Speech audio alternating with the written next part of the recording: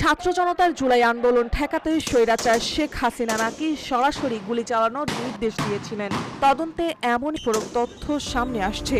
ইতিমধ্যে তার ঘনিষ্ঠ তিনজন সাবেক ডেপুটি স্পিকার শামসুল হক টুকু, সাবেক আইসিটি প্রতিমন্ত্রী জুনায়েদ আহমেদ পলক এবং ছাত্রলীগের কেন্দ্রীয় নেতা তানভীর হাসান সৈকতের মোবাইল ফোন ফরেনসিকে পাঠানো হয়েছে। অভিযোগ উঠেছে আন্দোলন দমনে চালানো হয়েছিল ভয়ঙ্কর পরিকল্পনা, যার প্রমাণ লুকিয়ে আছে সেই মোবাইল ফোনগুলোতেই।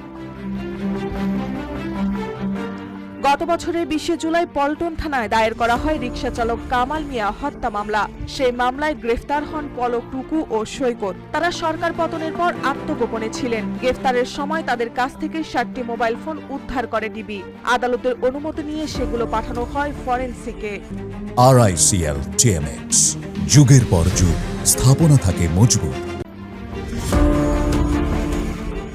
জব্দ হওয়া ফোনগুলোর মধ্যে রয়েছে পলকের একটি আইফোন 15 প্রো ও দুটি স্যামসাং S24 আল্ট্রা, টুকুর একটি স্যামসাং গ্যালাক্সি M40 ও একটি নোকিয়া বাটন ফোন ও সৈকতের একটি আইফোন ও একটি ডোকোমো 5G মডেল সেট। এইসব ফোন থেকেই খোঁজা হচ্ছে মুছে ফেলা বার্তা, কল রেকর্ড, অডিও ভিডিও ও গোপন অ্যাপসের তথ্য। তদন্ত সংশ্লিষ্ট এক কর্মকর্তা জানিয়েছেন, গ্রেফতার হওয়ার আগে আসামিরা তাদের ফোন থেকে সব ধরনের তথ্য মুছে ফেলেন। এমনকি হোয়াটসঅ্যাপ, টেলিগ্রাম, সিগন্যালের মতো অ্যাপসও ডিলিট করে দেওয়া হয়। কিন্তু ফরেনসিক পরীক্ষার মাধ্যমে এসব মুছে ফেলা তথ্য উদ্ধার সম্ভব। তাই সিআইডি ল্যাবে চলছে গভীর অনুসন্ধান।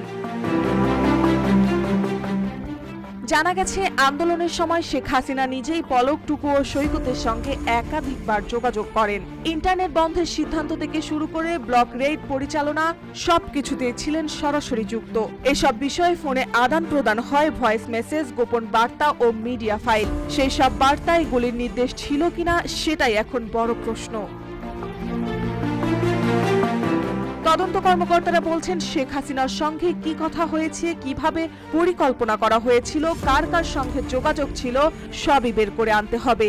আদালতে দেওয়া আবেদনে বলা হয়েছে, এ তথ্যগুলো বের করা গেলে হত্যাকাণ্ডে কারা নির্দেশদাতা ছিলেন এবং অন্য সহযোগী কারা তা স্পষ্ট হয়ে যাবে। তদন্তে সহায়তার জন্য গঠিত প্রসিকিউশন টিমের উপদেষ্টা অ্যাডভোকেট এহসানুল হক সমাজি বলেন, মোবাইল ফোনে পাওয়া তথ্য যদি মামলার সঙ্গে সম্পৃক্ত হয় তাহলে সেগুলো খুবই গুরুত্বপূর্ণ প্রমাণ হিসেবে আদালতে গৃহীত হবে। তবে তদন্ত এখনো চলমান। তদন্ত কর্মকর্তা ডিবির ইন্সপেক্টর আব্দুল্লাহ হেল বাকি জানিয়েছেন, বিষয়টি গোপনীয় হলেও রিপোর্টে যা পাওয়া যাবে তা চার্জশিটে উল্লেখ থাকবে। ছাত্র জনতার রক্তাক্ত আন্দোলনের পেছনে কি ছিল? সত্যি কি হয়েছিল গুলির নির্দেশ? সেসব প্রশ্নের উত্তর লুকিয়ে আছে কিছু ফোনের হার্ড ড্রাইভে।